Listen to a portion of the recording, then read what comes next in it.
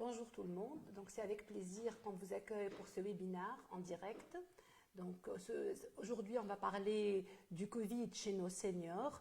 Donc cette séance va être animée par moi-même, Dr Imen Qsantini, je suis interniste et gériatre de libre pratique, par Dr Emin Zargouni, qui est médecin anesthésiste réanimateur et qui va nous parler des interactions médicamenteuses, surtout en milieu de réanimation chez les personnes âgées.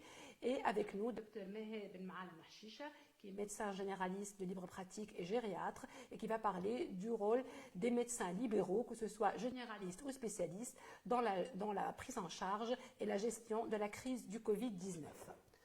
Donc, je vais démarrer par la présentation des recommandations qui ont été publiées récemment dans le document INEA Santé, le 1er avril 2020.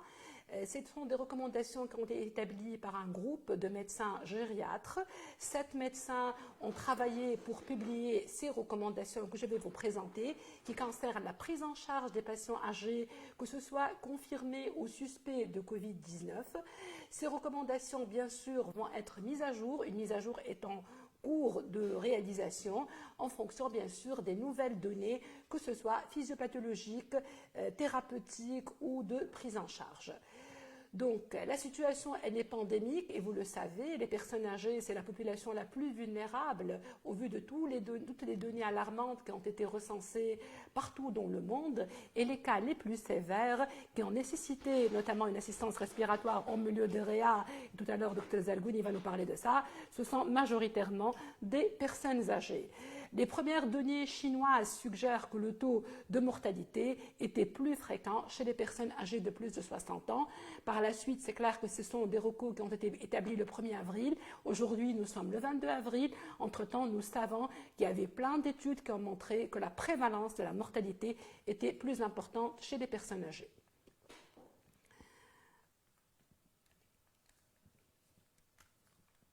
Voilà, donc l'âge, bien sûr, c'est un facteur de risque pour le Covid-19, c'est un facteur de risque et de gravité en raison de plusieurs raisons, notamment les comorbidités qu'on voit chez les personnes âgées, notamment le diabète, les pathologies cancéreuses, la polymédication qui va faire donc diminuer leur résistance immunitaire, notamment la corticothérapie, les immunosuppresseurs, la chimiothérapie et les troubles nutritionnels. Sur le plan symptomatologie, ce qu'il faut savoir que chez les personnes âgées, la symptomatologie est tout à fait atypique.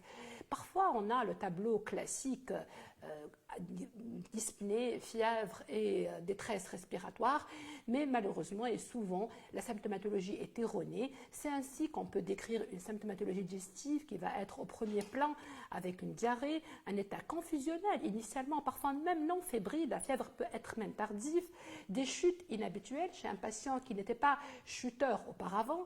Parfois, la fièvre est totalement absente, voire même on peut avoir des états d'hypothermie avec donc des états de balance entre hypo et hyperthermie, la fluctuation hémodynamique avec tendance à l'hypotension, préparant quasiment un état de choc.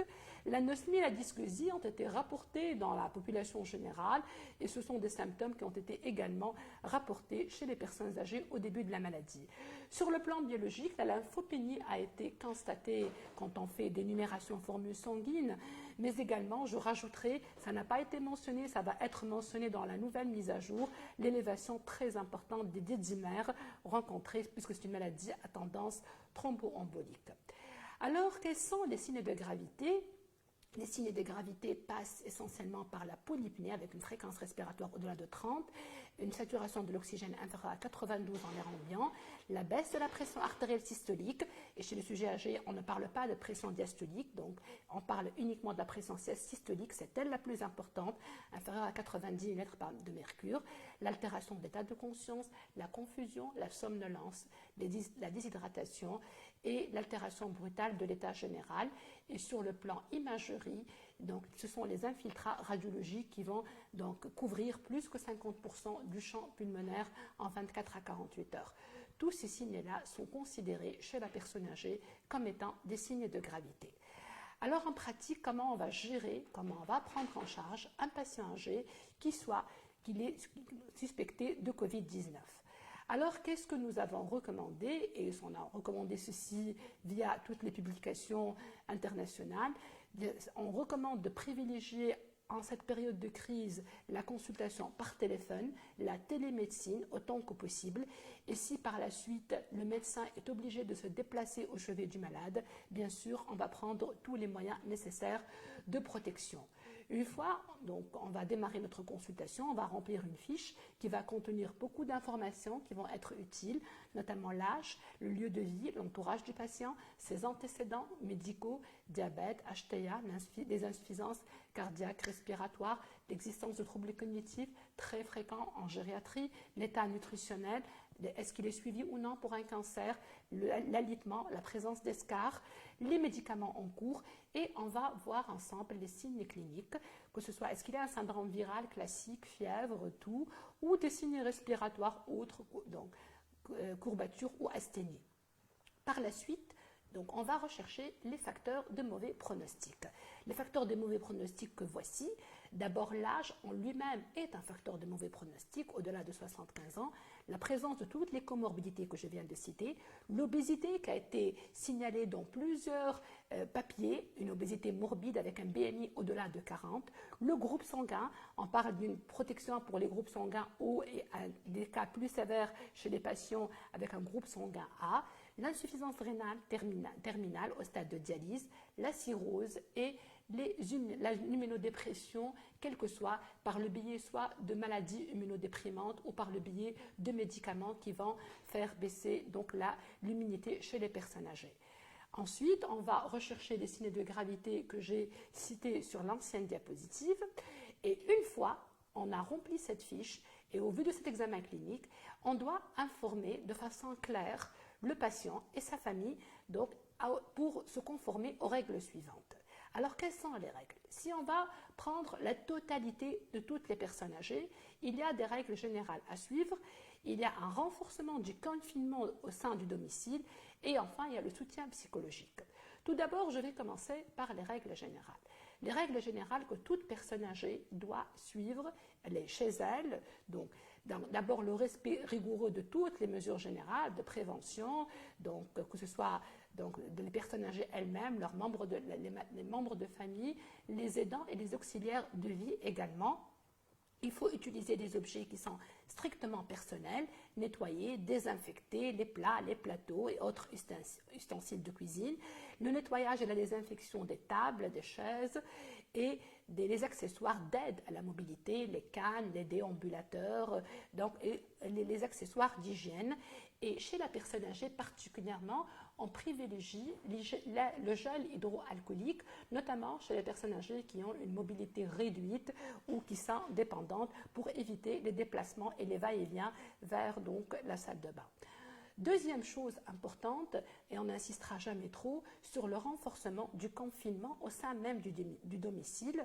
Donc les personnes âgées doivent rester confinées et au-delà du confinement, ces personnes âgées doivent limiter donc, le minimum de contact avec d'autres personnes, que ce soit et notamment avec les enfants et les adolescents qui sont d'excellents vecteurs du virus.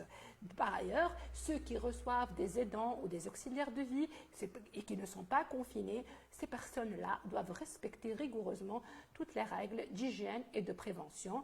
Et enfin, si ces personnes âgées doivent recevoir une visite médicale à un médecin, donc ces médecins-là, bien sûr, doivent respecter toutes les mesures d'hygiène et de prévention et veiller à désinfecter le matériel utilisé pour la consultation. Troisième chose très importante pour toutes les personnes âgées qui sont confinées, suspects ou non de Covid-19, c'est le soutien psychologique. Il est clair que c'est une période de crise, nous sommes en guerre et il faut accompagner ces personnes-là. On peut les accompagner à distance déjà. On va accompagner non seulement les personnes âgées mais également la famille via donc, le réseau téléphonique, donc essentiellement par tous les moyens maintenant de communication via l'Internet. On a tous les moyens pour rassurer les gens, les aider donc à gérer cette crise. Et bien sûr, il faut rapidement déceler des signes de dépression chez les personnes âgées et traiter cela comme il se doit. Enfin, donc, afin de diminuer donc, au strict minimum le risque de contact avec la personne âgée, donc, on réitère et on insiste encore de nouveau sur l'importance de privilégier les consultations à distance et les maladies chroniques pour les malades chroniques et on peut renouveler les médicaments bien sûr au cas par cas. Maintenant, pour les personnes âgées qui vont nécessiter une visite médicale. Donc, le maintien à domicile est la règle. Déjà, en premier vue, il faut maintenir en absence de toute suspicion de Covid, donc avec des critères d'indication, un traitement ambulatoire ou d'hospitalisation à domicile. Vers la suite, si on décide donc d'hospitaliser, on va ajourner toute hospitalisation pour les explorations ou de prise en charge médicale ou chirurgicale à froid. Donc, ce qui n'est pas urgent, pour le moment, on va le mettre de côté jusqu'à ce qu'on dépasse cette crise. Et enfin, toute personne âgée qui nous appelle ou qui vous appelle, donc qui a un syndrome gériatrique inexpliqué, quel que soit le syndrome, une modification donc qui est récente, doit faire donc inviter à la prudence et on doit penser à l'éventuelle infection par un Covid et pratiquer un prélèvement à la recherche donc de ce virus. Il faut savoir que malheureusement, il y a des cas de faux négatifs malgré la PCR et donc chez les personnes âgées et on ne doit pas hésiter, si vraiment la symptomatologie elle est encore là, à renouveler et à refaire un deuxième prélèvement s'il y a une symptomatologie suspecte qui est persistante. Si nous sommes maintenant devant un patient âgé qui a été confirmé Covid+, une personne âgée en ville, alors là, l'attitude thérapeutique, l'attitude décisionnelle va dépendre de plusieurs paramètres.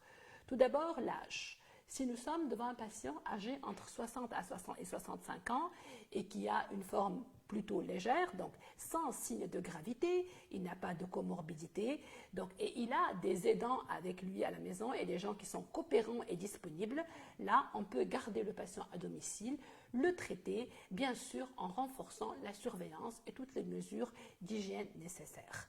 Sinon, dans tous les autres cas, les patients âgés doivent être hospitalisés selon les critères. Les critères qui sont utilisés, ce sont les critères CRB65, donc avec 4 critères, et le score va être affecté à 1 pour chaque critère.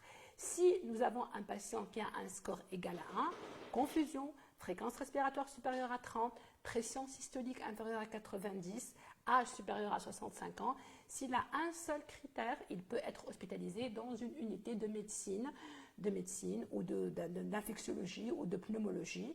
Si par contre, ce patient même, il a un nombre de critères égal à 2, ce patient-là doit être admis en unité de soins intensifs en réanimation. Une fois le patient a été donc traité et suivi, on peut envisager un retour à domicile. Et donc ce retour à domicile, bien sûr, il doit se faire avec une surveillance rapprochée de l'équipe médicale. Des cas particuliers, on ne peut pas parler de gériatrie sans parler de certaines situations particulières, notamment les personnes âgées avec des troubles cognitifs. Donc vous savez que la démence, l'Alzheimer, les troubles cognitifs mineurs sont très fréquents dans la population gériatrique et on va s'intéresser à cette population-là qui vit à domicile. C'est très important, l'entourage est très important. Ces personnes-là, on privilégie encore plus le gel hydroalcoolique pour eux par rapport au lavage aux mains, au savon. Et enfin, lorsque nous sommes devant des personnes âgées qui ont des troubles cognitifs plutôt légers, bénins, on peut les aider pour comprendre la situation et la crise grâce à des images, donc pour expliquer la maladie, les symptômes, les règles et les mesures de prévention. Donc, le Covid, comment il va se manifester chez ces personnes âgées déments, entre guillemets, il va se manifester essentiellement par un syndrome confusionnel, quoique ce syndrome confusionnel peut se voir même chez des sujets âgés non déments, et avec une exacerbation des troubles du comportement qui sont déjà présents dans cette population-là. La démence, quand elle est à un stade léger ou à un stade modéré, ne va pas constituer une contre-indication pour traiter ces patients-là et leur donner leur droit de traitement au même titre que les personnes âgées non démentes. Et pour les déments, par contre, à un stade sévère, avec une dépendance sévère, bien sûr, là, donc on va lever un peu le pied et donc on ne va pas s'obstiner donc à faire des mesures de réanimation dérisoires et invasives pour ces personnes-là. Deuxième situation qu'on peut rencontrer, qui existe également chez nous en Tunisie, ce sont les personnes âgées isolées. Et devant la situation actuelle, il faut coordonner bien sûr avec la principale personne qui est là, l'aidant principal, ou on doit prendre en contact rapidement avec les services du ministère des Affaires sociales pour le suivi, surveillance et prise en charge. Troisième et dernière situation, ce sont les personnes âgées qui vivent en institution. Là, pour ces personnes-là, les mêmes mesures d'hygiène strictes font que ces malades institutionnalisés, que le personnel soignant doivent être appliquées de façon rigoureuse. Et vous le savez que dès le début de la crise, le ministère de la Femme, de l'Enfance et des Personnes âgées a interdit formellement pour cette période épidémique toute visite dans les institutions d'accueil et d'hébergement des personnes âgées, ainsi que des nouvelles admissions avec le confinement du personnel soignant de toutes les institutions dans les limites du possible. Donc il y a eu des mesures claires qui ont été prises donc, par le ministère pour protéger ces personnes âgées qui vivent en institution. Donc je vais terminer mon exposé par vous montrer le circuit du patient âgé de 60 ans et plus, le circuit que nous, groupe de gériatres de Grand Tunis, donc, ont élaboré pour suivre donc, les structures sanitaires dans les structures sanitaires publiques et privées. Donc, on va commencer donc, par la personne qui arrive dans l'établissement, quel que soit à l'hôpital, dans un cabinet privé, dans un centre de santé de base. Donc, ce qu'on appelle le tri initial, et on parle maintenant beaucoup, il faut d'abord trier. Le tri initial, donc, par un professionnel de santé, ce tri initial va donc se faire grâce à une enquête qui va être faite conjointement par le médecin et par l'infirmier. Cette enquête-là va comporter, comme on a appris sur les bancs de la fac, d'abord un interrogatoire minutieux, tout ce que je viens de dire, la prise essentiellement de la température et les recherches des signes atypiques qui sont très importants en population gériatrique. Au vu de cette enquête, on va avoir deux situations. Soit notre enquête est négative, donc il n'y a pas de signe atypique, le patient n'est pas fébrile, il n'y a pas d'argument de l'interrogatoire, il était en voyage ou il était en contact avec une personne qui revenait d'un voyage. L'enquête est négative, là c'est facile, ce patient-là va suivre la consultation usuelle classique. Si par contre notre enquête est positive, c'est-à-dire qu'il y a donc une suspicion de Covid, le patient doit être mis dans une zone d'isolement et dans cette zone d'isolement, on va donc prendre la saturation en oxygène et on va donc voir les signes de gravité éventuels. Donc, s'il n'y a pas de suspicion, on va revenir vers la consultation classique. Si par contre, la suspicion est liée, ce patient-là, donc on va appeler le 190. On appelle le 190 pour faire un test. Deux situations, soit que le test est négatif, il est Covid-19 moins, donc là, c'est un patient qui va être mis sous surveillance pendant 72 heures. Et s'il le faut, si la symptomatologie persiste, on refera une PCR 72 heures plus tard. Si par contre, le Covid a été confirmé grâce à l'appel au 190, là, on a trois façons de faire, enfin trois itinéraires. Ça dépend de l'âge et des signes, donc bien sûr, de gravité qui sont là. S'il est âgé au-delà de 65 ans ou il vit seul, s'il est âgé au-delà de 65 ans et qui a des signes de gravité, ou s'il est âgé entre 60 et 65 ans. Alors, si nous sommes devant une personne qui est âgée au-delà de 65 ans ou elle vit seule, donc c'est un patient donc qu'il faut donc hospitalisation donc dans une unité médicale. Si par contre il est âgé au-delà de 65 ans et il a des signes de gravité, c'est clair que c'est un patient qui doit être admis en milieu de réanimation. Par contre, si nous sommes devant des patients entre 60 et 65 ans, on va rechercher des signes de gravité. S'il a des signes de gravité, il va atterrir en réanimation. Sinon, donc, s'il n'a pas de signes de gravité, donc ce patient va être maintenu à domicile, bien sûr, avec une surveillance. Ces patients-là, si je reviens sur les patients qu'on a revus 72 heures plus tard, qui n'étaient pas suspects, là aussi, donc si on refait une PCR et elle s'avère positive, ils vont suivre de nouveau le circuit Covid-19+. Si par contre on a refait la PCR 72 heures plus tard et elle est négative, le patient va être maintenu à domicile avec donc une surveillance rigoureuse. Voilà, je vous remercie pour votre attention. Voilà, et je vais passer la parole à Dr Zargouni Emin, voilà, qui va nous parler des interactions. Juste avant de passer la parole à Dr Zargouni, merci Dr Santini pour cet excellent exposé. Il y a une question que je voudrais la poser directement, donc c'est par Dr Souad, en principe, qui vous demande est-ce que le traitement à domicile des formes légères comprend le protocole hydroxychloroquine, azitrou, sous surveillance médicale. Voilà.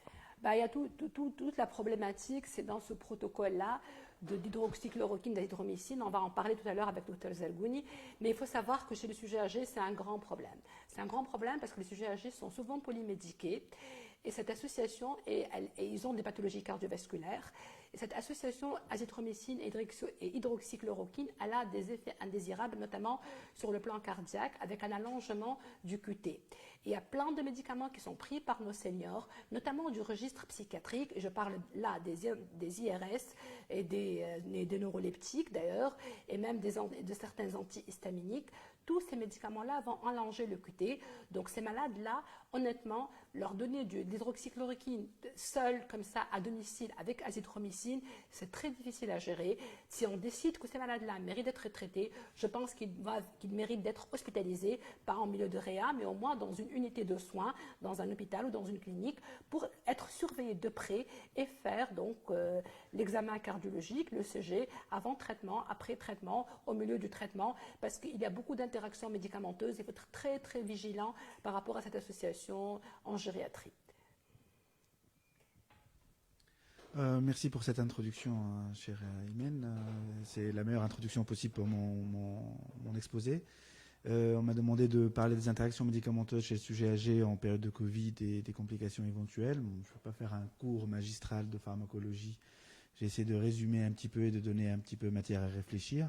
Mais effectivement, on a l'impression que cette fameuse association de chloroquine et hydroxychloroquine et d'azithromycine a changé un petit peu la donne et que tout le monde en parle sans pour autant qu'on ait des bases médicales ou scientifiques qui prouvent l'efficacité. Et donc en Tunisie, on a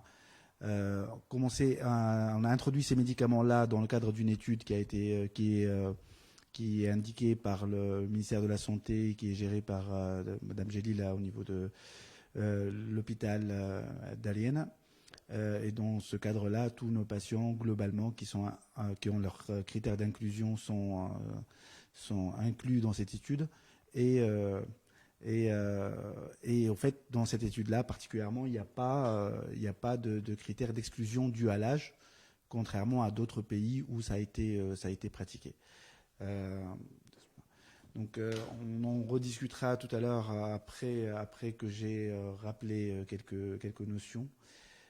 Donc, la définition de l'interaction médicamenteuse est une traduction clinique significative qui est décrite ou potentiellement grave, susceptible de provoquer ou de majorer les effets indésirables d'un médicament ou d'entraîner par réduction de l'activité ou une moindre efficacité des autres médicaments. Donc,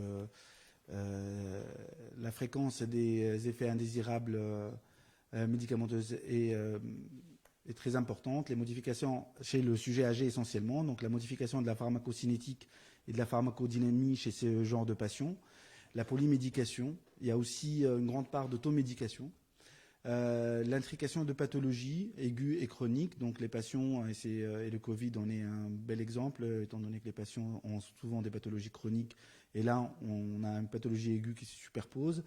Il y a aussi un point très très important qui est le manque d'essais thérapeutiques chez le sujet âgé, malheureusement donc dans l'industrie pharmaceutique et pour des raisons éthiques qu'on peut comprendre éventuellement, mais la plupart des médicaments ont des AMM un peu justes ou des dosages un peu pas trop clairs pour ce genre de patients qui devient de plus en plus important.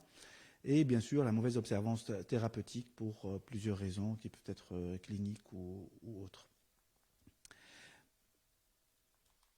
J'ai donc les modifications pharmacocinétiques liées à l'âge, juste un petit rappel. Il y a une partie qui est due à l'absorption, diminution de la vidange gastrique, le pH gastrique, la diminution de la motilité gastro-intestinale, la diminution du flux sanguin splanchnique et la diminution de l'efficacité du système de transport actif. Il y a aussi des raisons métaboliques qui sont la diminution du métabolisme hépatique, des médicaments à forte extraction hépatique, diminution de la masse hépatique, diminution du débit sanguin hépatique, Comme vous le savez aussi, à une distribution et transport qui sont diminués, diminution du compartiment hydrique, les augmentations de la masse grasse et diminution de la masse maigre ou musculaire. Et en fin de compte, enfin, il y a l'excrétion rénale aussi qui est due à la diminution du flux sanguin rénal, diminution de la filtration glomérulaire et diminution de la sécrétion tubulaire. Les problématiques en matière de prescription médicamenteuse chez les sujets âgés, et pour essayer d'éviter toutes les interactions médicamenteuses, sont essentiellement les interactions inconnues, qui sont par exemple dues à des médicaments ou parfois même à des aliments cachés, tels que l'usage de produits laitiers ou quelques fruits et légumes, etc., qui peuvent changer l'efficacité d'un médicament ou aggraver ses effets secondaires. Les interactions incontournables sont, celles qui nous posent le plus de problèmes en réanimation. C'est-à-dire qu'on se retrouve obligé à prescrire des médicaments dans un intérêt clair, évident, et on sait très bien, on est conscient que ces deux médicaments vont avoir des répercussions graves sur le patient ou peuvent l'avoir, et donc on doit les surveiller très très bien. Enfin, on doit essayer en tout cas. Les contre-indications qui sont, elles, absolues, donc c'est des contre-indications qu'il faut respecter, et dans ce cas-là, donc c'est le patient qui pose le plus de problèmes. Et les nouvelles interactions avec les médicaments nouveaux et les mécanismes peu connus. Et là aussi, on revient au Covid avec ces antirétroviraux et les antiviraux qu'on est en train d'utiliser et de tester, avec dont la cinétique chez le sujet âgé est vraiment inconnue, et on se retrouve à devoir les prescrire, et souvent dans le cadre d'études pour se protéger entre guillemets, et sous une surveillance très très rapprochée. La déontologie nous rappelle quand même qu'on se doit donc, sans négliger son devoir d'assistance, donc un médecin doit, sans négliger son devoir d'assistance morale, limiter ses prescriptions et ses actes à ce qui est nécessaire à la qualité, à la sécurité et à l'efficacité des soins. Et chez ces patients particulièrement, il faut vraiment faire très très très attention à ça. Et primum non nocere et notre règle, c'est une règle déontologique, il ne faut jamais l'oublier, il ne faut pas tomber dans la hétérogénie. Il ne faut pas rajouter des mots au patient qui a déjà mal. Il y a aussi, j'ai préféré mettre un petit peu cette plaque aussi, un petit rappel juridique que la prescription contre-indiquée ou hors AMM, comme j'ai dit tout à l'heure, la AMM n'est pas pour tous les patients qui sont âgés de 70 ans et plus. Il y a quelques médicaments où ce n'est pas du tout clair. N'est pas une faute professionnelle en soi, si elle est justifiée pour le bien du patient et qu'il en est informé. Donc c'est important, il y a 2 points très importants. Il doit être informé, le patient, et que ce soit justifié. Donc voilà, en France, la Chambre civile de la Cour de cassation a sorti une jurisprudence, le non-respect par un médecin du devoir d'information dont il est tenu envers un patient cause à celui auquel cette information est légalement due un préjudice. Le juge ne peut laisser sans réparation. Donc ça, c'est très très important. Dans le mot consentement éclairé, il y a consentement et il y a éclairé. Donc les patients à qui on va faire des prescriptions en hors AMM doivent avoir l'information, et une information qui doit être assez complète pour qu'ils soient éclairés et qu'ils signent leur consentement. Vous verrez que j'insiste sur certains points, c'est pour orienter un petit peu le débat et donner un peu matière à réfléchir par rapport aux prescriptions et par rapport au protocole qu'on a actuellement. Donc les médicaments en réanimation, je ne vais pas m'étaler là-dessus, on ne va pas faire un cours de médecine actuellement, mais voilà, il ne faut pas oublier que pour les antibiotiques, par exemple, il faut vérifier les néphrotoxicités des certains médicaments, tels que les aminosides, la vancomycine, la colimycine et autres. Et là aussi, on revient pour les allongements du QT, par exemple, pour les quinolones, les inhibiteurs enzymatiques, les macrolides, les antifongiques et les antiprotéases, donc les antiviraux. Les inducteurs enzymatiques aussi, il y a la rifampicine, mais il y a aussi les corticoïdes. Les troubles neuropsychiques, comme a dit Dr Santini tout à l'heure, par rapport à patients qui ont des problèmes neuropsychiques importants, il ne faut pas leur en rajouter.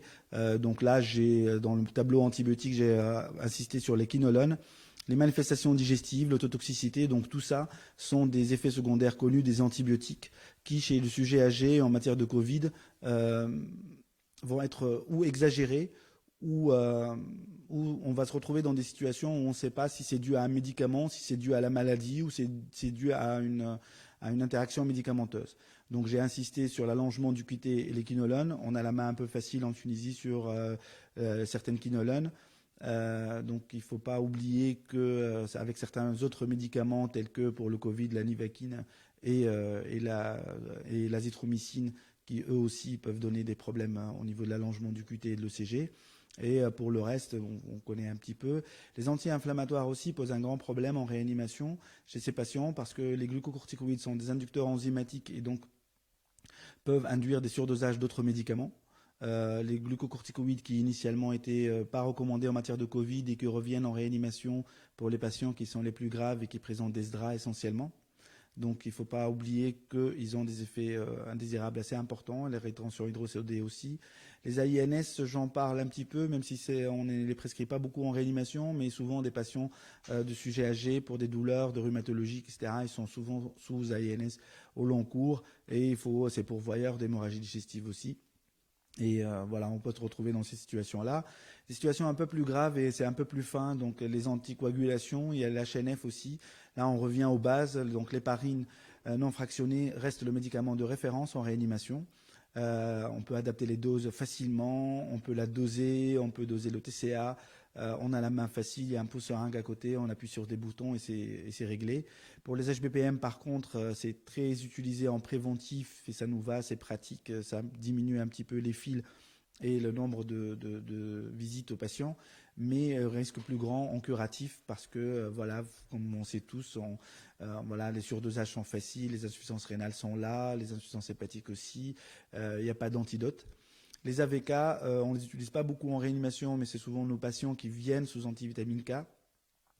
Là aussi, chez les sujets âgés, il faut respecter les indications et les doses. Il faut jamais oublier que les variations avec la nourriture, et comme a dit Dr Santini juste avant, ces patients peuvent avoir des appétits qui varient. Et cette variation d'accès à la nourriture peut faire varier des TP. On peut se retrouver avec des surdosages très facilement.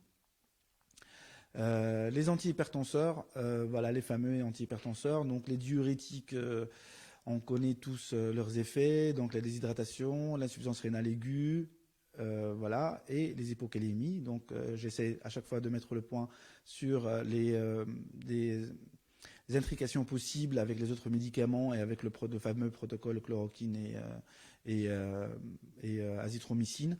Donc on a des médicaments qui sont hypocalémiants, on est en train de prescrire des médicaments qui donnent des QT, qui allongent les QT, donc voilà, il faut faire très très attention à ça. Les inhibiteurs calciques aussi, donc là aussi j'insiste sur ceux qui sont bradicardisants parmi eux, le tildième et les optines par exemple. Les bêta-bloquants, voilà, bradicardisants encore une fois, ce mot reviendra encore. Et puis voilà, il y a une petite décompensation dans les insuffisances cardiaques chez des patients qui étaient là jusque-là plutôt bien équilibrés par les médecins traitants, plutôt en ville, etc., et qui reviennent pour des décompensations. Et aussi les antihypertenseurs centraux, là aussi les troubles cognitifs et les bradycardies. Donc là, voilà, donc il y a deux mots qui reviennent très souvent. C'est tout ce qui est bradycardie et tout ce qui se rapporte au rythme cardiaque en général, donc les arythmies. Et il y a aussi l'autre mot qui revient, et donc on y associe aussi les hypocalémies, les insuffisances rénales aiguës aussi. Et il y a aussi les troubles cognitifs dans la majorité la majorité non, mais en tout cas beaucoup de nos patients de gériatrie sont déjà atteints et avec certains médicaments on risque de les aggraver. Je donnerai, si on me pose des questions tout à l'heure, je donnerai aussi l'exemple de des sorties de réanimation difficiles chez des patients qui développent les troubles cognitifs parce qu'enfermés en réanimation pendant plusieurs jours de suite à ne pas voir le soleil, etc. Les antiarythmiques, donc j'y reviens et j'insiste. Les digitaliques, donc l'accumulation chez le sujet âgé est connue et admise. Donc les risques graves en association avec d'autres médicaments, l'hypocalémie, les diurétiques, les laxatifs aussi, souvent des patients qui ont ils sont mis sous des laxatifs pour des raisons qu'on connaît tous, les antibiotiques, les IEC. Donc j'insiste vraiment sur ce genre d'association de médicaments.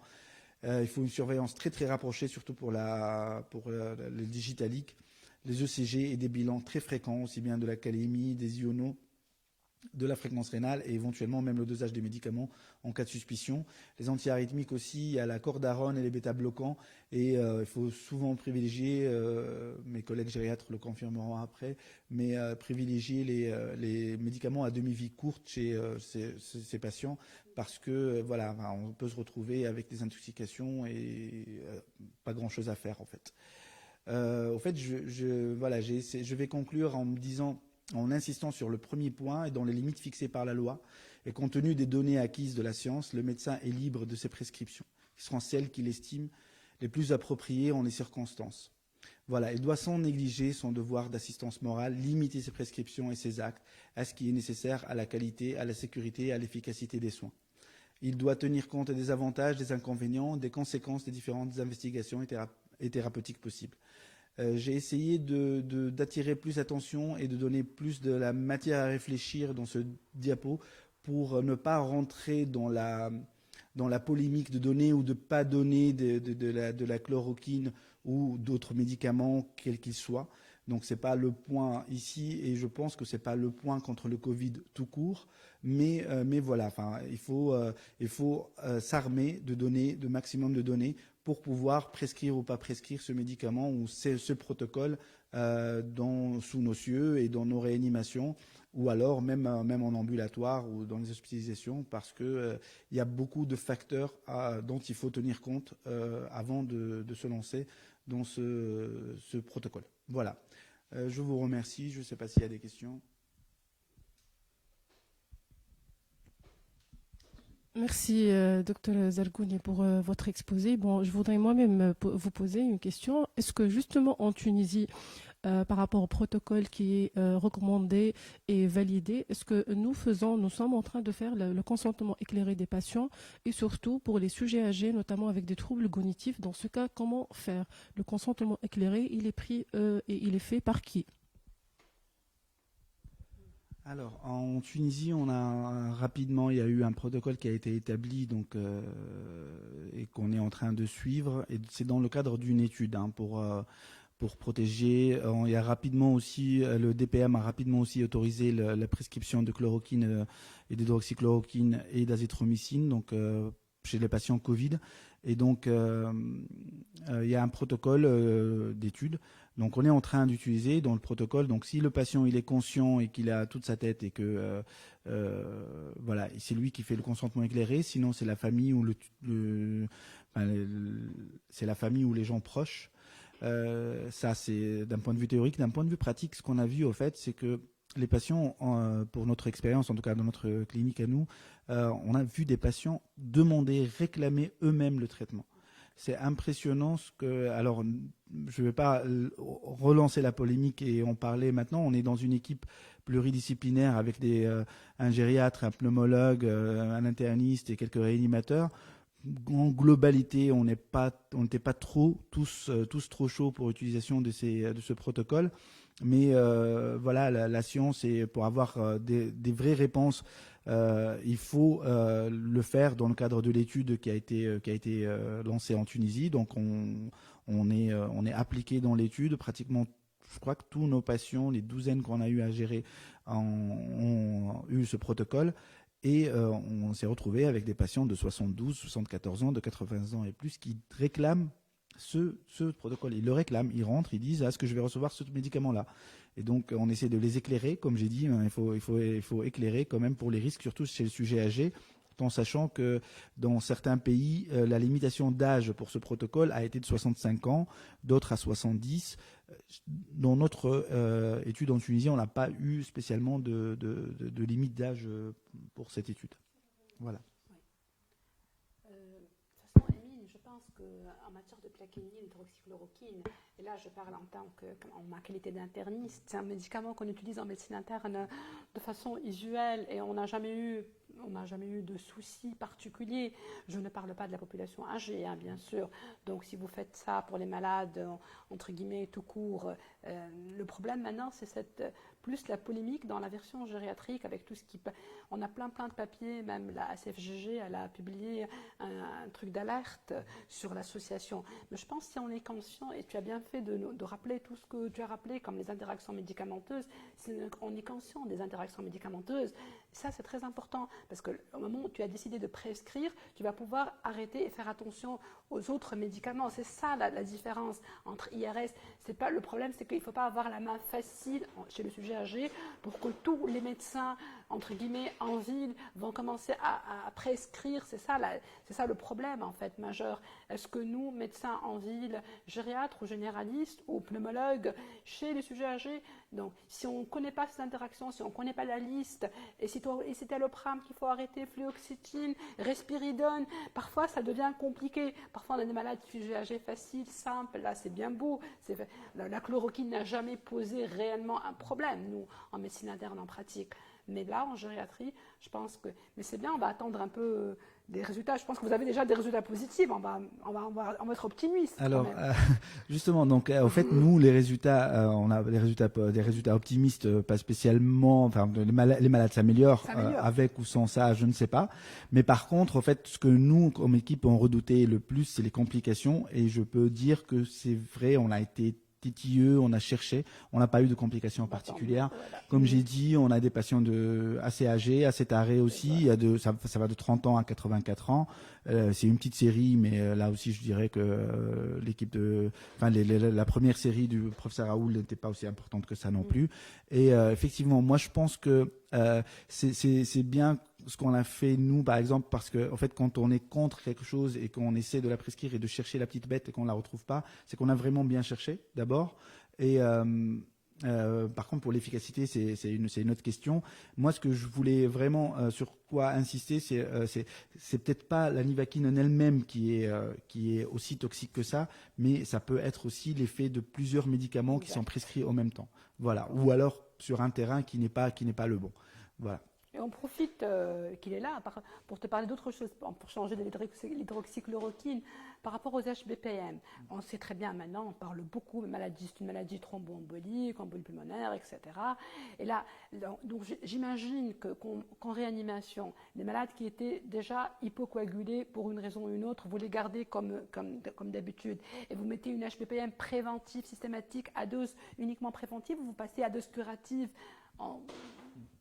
je vais profiter pour poser une question, comme ça Dr Zergouni va répondre donc en même temps sur les deux questions. Donc si le patient est Covid positif et il est sous diurétique et bêta-bloquant ou sous un traitement qui est susceptible d'allonger l'espace QT, est-ce que ça contre-indique formellement le prescription d'hydroxychloroquine, ou alors il faut modifier les traitements qui sont susceptibles d'allonger l'espace QT et donc prescrire le protocole? Alors, je vais essayer de répondre à la première question donc, de Dr Santini. On a eu la main facile sur les anticoagulations. Franchement, on a eu, on a fait un peu comme ce qui se fait, comme nos collègues à l'étranger ont fait. Donc, facilement, mais très facilement, à 30 ans, la patiente qui va plutôt bien, au bout de 2 jours, elle a continué à avoir ses HBPM à dose préventive. On a eu rapidement, mais vraiment, on a dosé essentiellement le fibrinogène et on a dosé les dédimères et on a travaillé sur des doses cut-off à partir desquelles on a anticoagulé assez rapidement. Supérieur à 4000, on anticoagule en efficace assez rapidement. On a tenu compte aussi des antécédents des patients. Le coronarien, on l'a anticoagulé. La patiente qui a le moindre, l'obésité. On a anticoagulé assez facilement, mais comme j'ai dit on est revenu à l'HNF. Voilà. Le médicament qu'on connaît le plus, qu'on dose facilement, qu'on arrête très facilement, voilà. Donc les patients de réanimation qui ont déjà leur appareillage, qui ont déjà des pouces sereins, qui sont déjà un peu coincés dans leur lit pour des raisons nombreuses, on n'a pas hésité à mettre des héparines. Pour les patients qui sont un peu plus mobiles, qui ont quand même la capacité d'un petit peu d'autonomie dans leur chambre, ceux-là, on a préféré mettre des HBPM à double dose, voilà, à moindre fibrinogène élevé ou HBP ou des dimères élevés rapidement. Mais de toute manière, tous les patients sont au moins anticoagulés à dose préventive. Voilà. Donc pour revenir à la question de ma collègue, voilà. En fait, donc la question c'était pour les diurétiques et tout ça. On a la fâcheuse habitude en réanimation, on le reproche souvent d'arrêter tous les médicaments quand le patient rentre en réanimation. Donc voilà, donc on arrête tout, on met les médicaments qui nous vendent. Ensuite, on rappelle nos collègues pour sortir les patients. Voilà.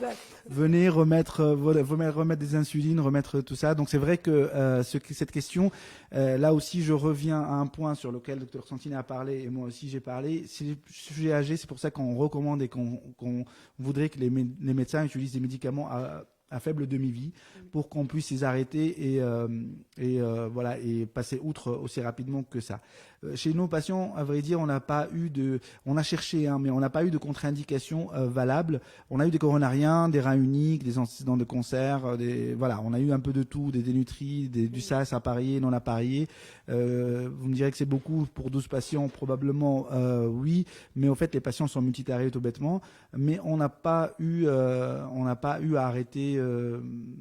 À ne pas indiquer le médicament pour une raison autre que le QT éventuellement s'il est allongé. Donc c'est le CG et l'hypocalémie initialement qui globalement nous disent de prescrire ou de ne pas prescrire le médicament. J'espère avoir répondu à la question. Voilà, il y a deux autres questions à laquelle vous pouvez répondre au Dr Santini. Donc la place de la corticothérapie dans les Covid formes graves, je suppose que chez le sujet âgé, et aussi si un scanner thoracique a été fait qui est en faveur du diagnostic, mais avec 2 PCR négatifs, est-ce que le diagnostic ici est probable ou il est peu probable?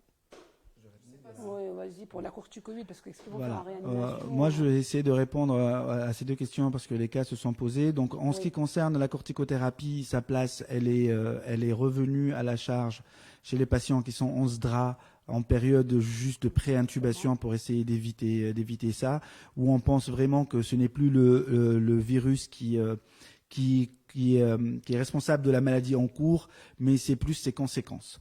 Voilà, donc à ce moment-là, on n'a plus peur du virus, il est déjà là, il a déjà fait des dégâts, et donc on introduit les corticoïdes un petit peu chez les patients qui s'aggravent réellement sur le plan respiratoire. Donc vraiment, en fin de cours, c'est pas les patients asymptomatiques, c'est pas des patients qui ont des petits symptômes, c'est des patients qui sont réanimatoires, qui frôlent l'intubation, qui répondent mal à l'oxygénothérapie, qui continuent à s'aggraver, et là, c'est vraiment plus le virus, ce sont ses conséquences, et c'est l'orage cytokine. Alors la deuxième question, elle est claire aussi. Donc c'est la définition du cas Covid. Elle dépasse largement un prélèvement positif. Nous, dans notre groupe, on a eu 2-3 patients,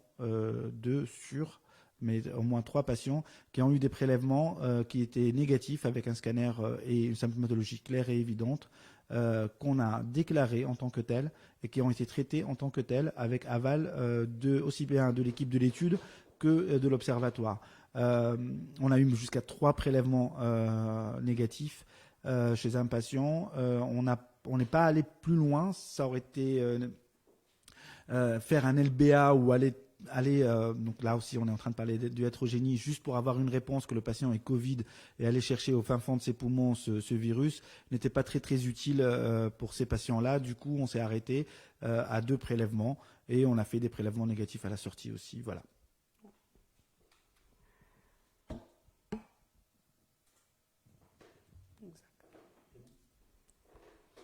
Oui, normalement c'est bon. Merci Dr Zergouni. Donc on va passer à ma présentation. Voilà. Donc tout d'abord, je voulais remercier tous le cadre médical et paramédical de toutes les structures publiques, donc notamment ceux dans le circuit Covid ou dans les différentes unités Covid, donc qui travaillent très très dur.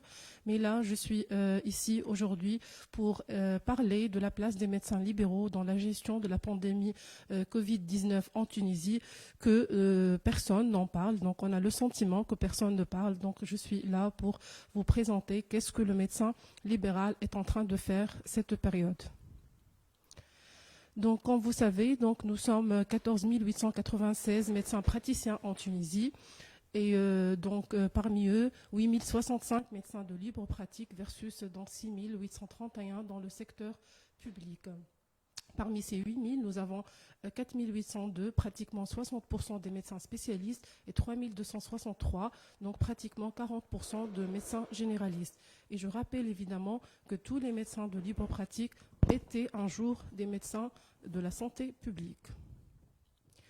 Donc, quand vous voyez, les médecins du secteur libéral représentent 54% sur le total des médecins qui sont praticiens en Tunisie. Donc, ces 8 065 médecins de libre pratique sont évidemment installés, donc on les retrouve dans les cabinets privés ou dans les différents centres, notamment d'hémodialyse, d'imagerie radiologique ou de médecine physique ou de rééducation, etc. Certains d'autres, comme notre ami Dr Amin Zargouni, on va les trouver dans les cliniques privées.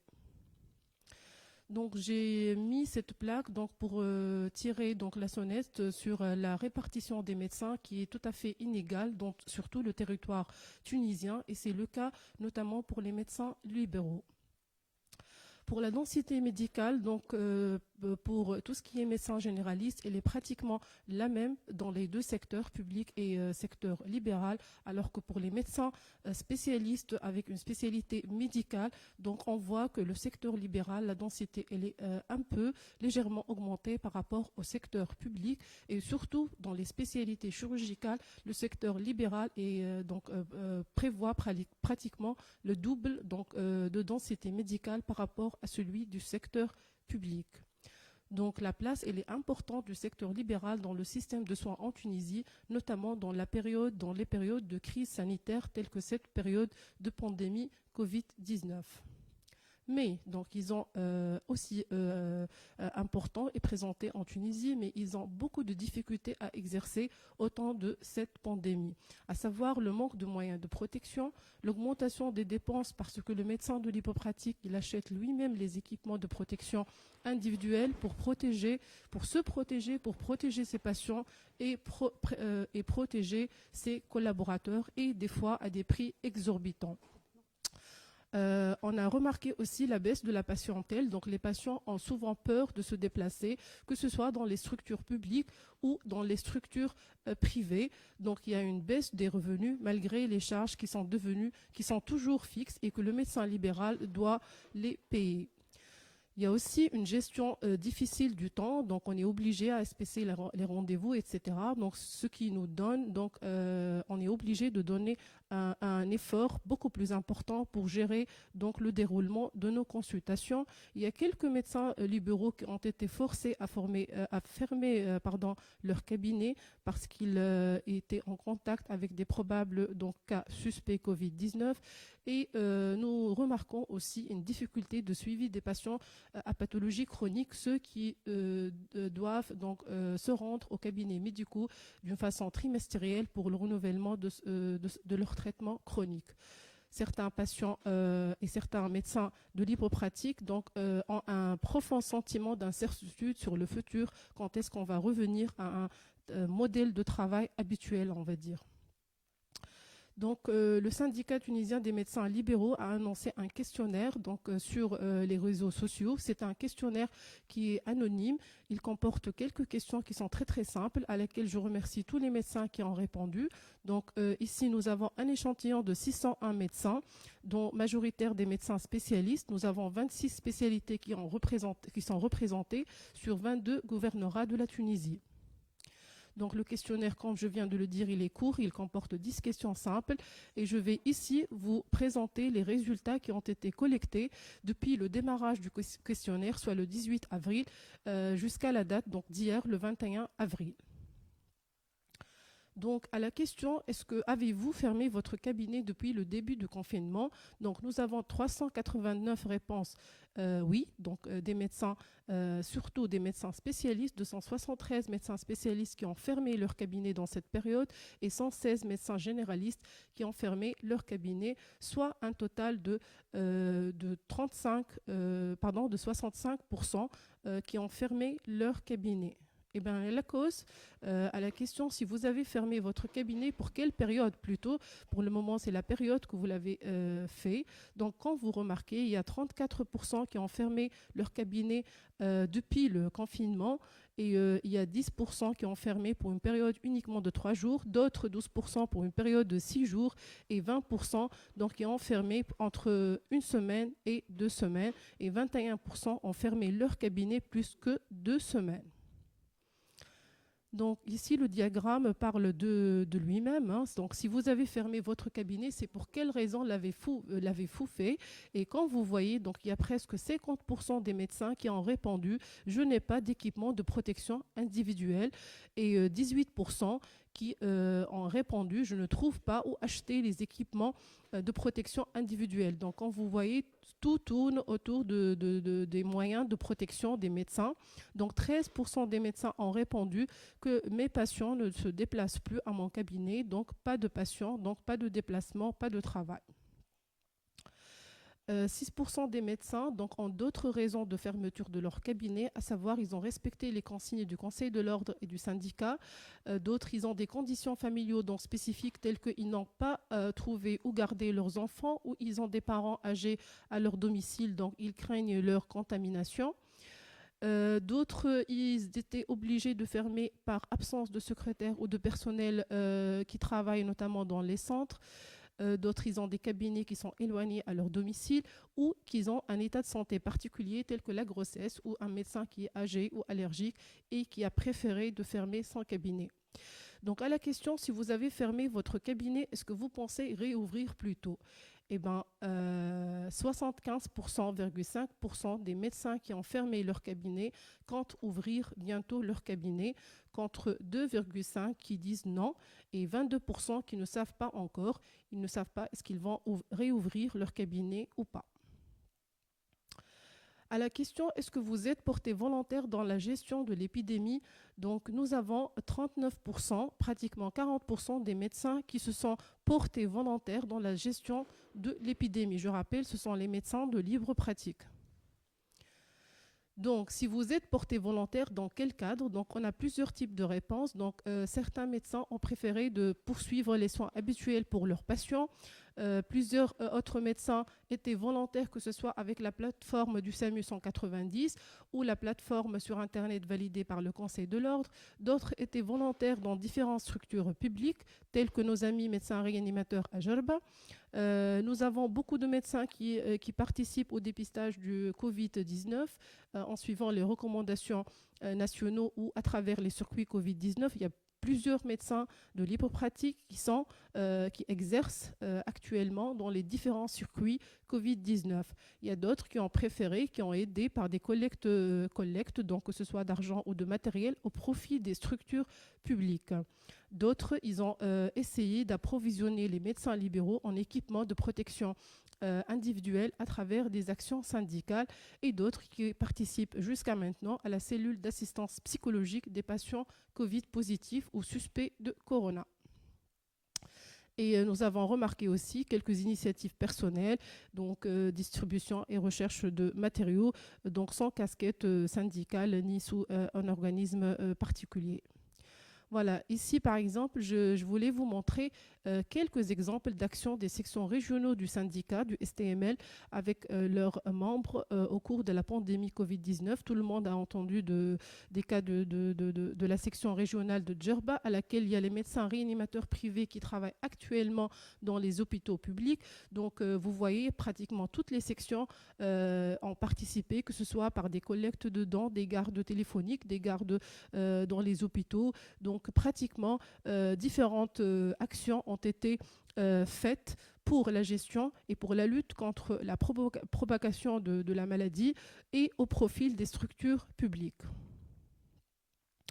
Donc, nous déduisons le rôle important de la médecine libérale dans la continuité de soins. Donc, premièrement, les consultations habituelles, mais aussi le suivi et le renouvellement des ordonnances dans le cadre des APCI habituels, que ce soit dans les cabinets ou de préférence à domicile, surtout pour la population gériatrique, comme vient de dire mon ami Imen Santini. Et alors, le médecin libéral, il faut savoir que le médecin libéral est le seul habilité à faire les consultations à domicile.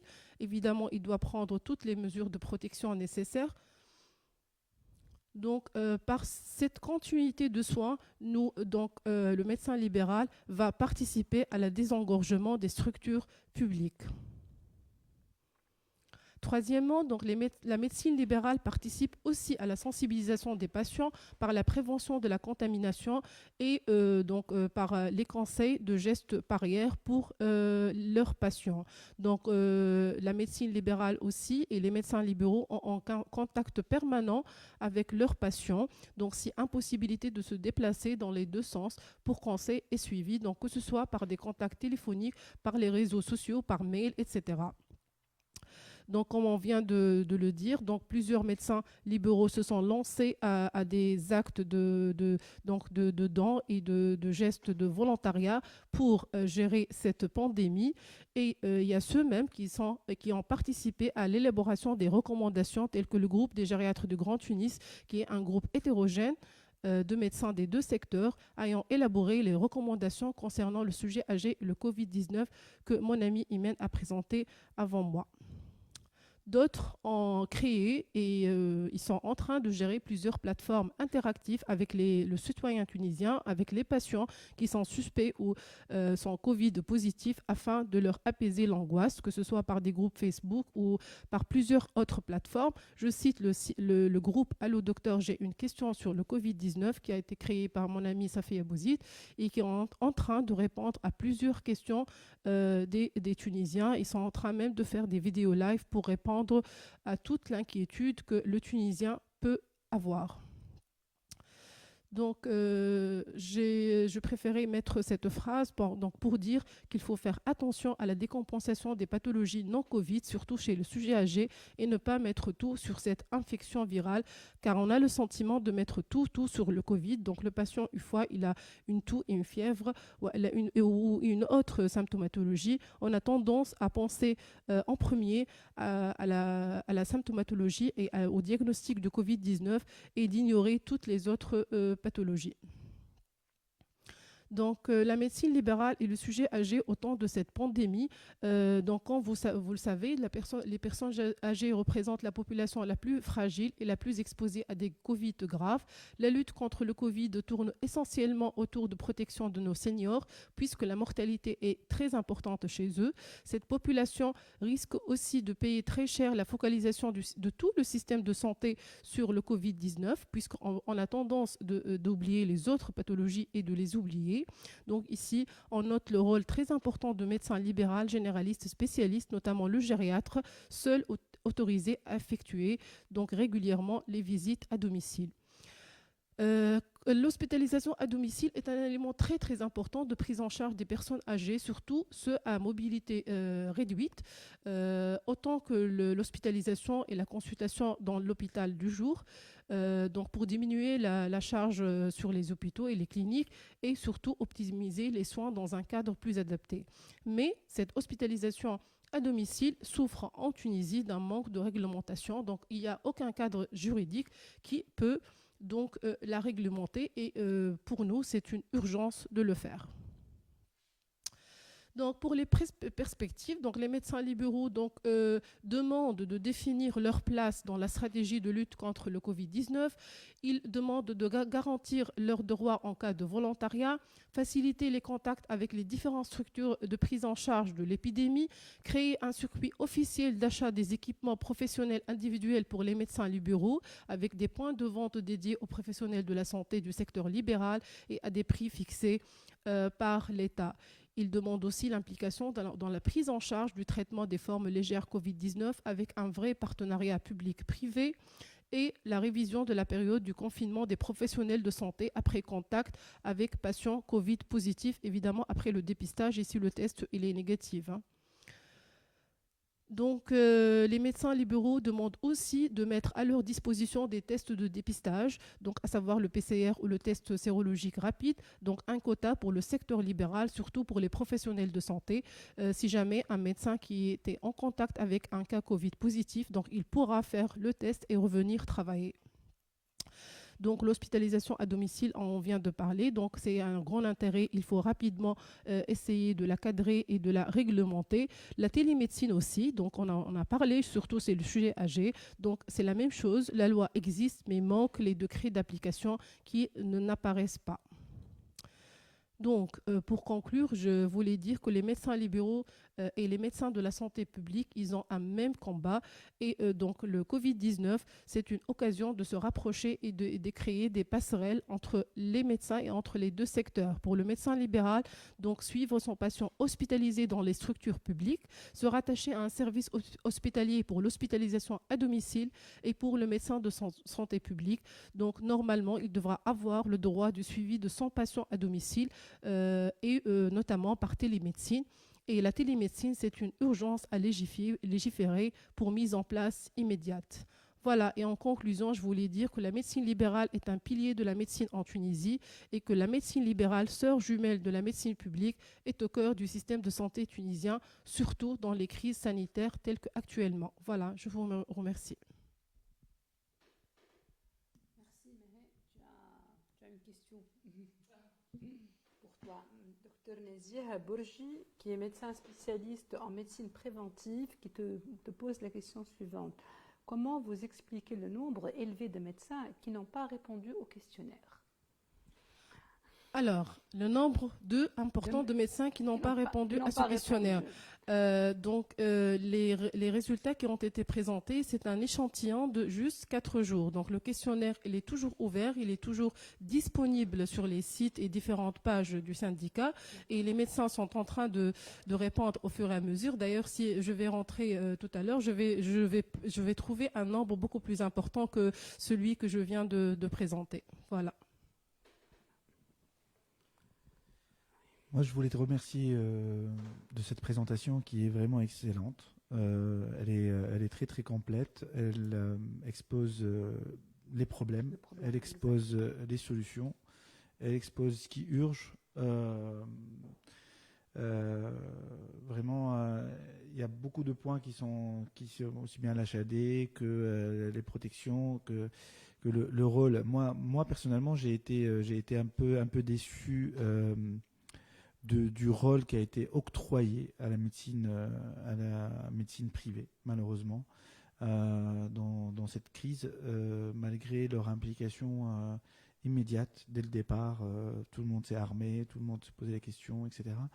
Je pense qu'il y a des problèmes de fond qui doivent être réglés ultérieurement, mais il y a aussi des problèmes sur lesquels on doit travailler nous-mêmes, essentiellement la communication entre nous, le fait de pouvoir passer des informations assez facilement.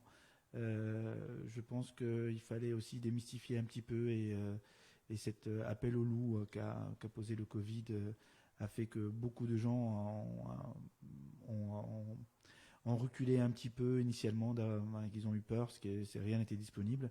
La question que je vais poser, et je connais un petit peu la réponse, mais c'est un point à soulever, c'est: est-ce que le manque de consultation et le manque des urgences est dû à l'absence de médecins ou à l'absence de malades?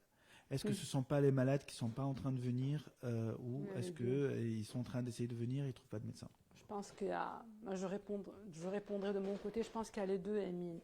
D'abord, il y a des médecins qui ne sont pas présents, et ça, on l'a remarqué, on l'a constaté. Je pense que maintenant, on avance un peu et que beaucoup de cabinets sont réouverts là.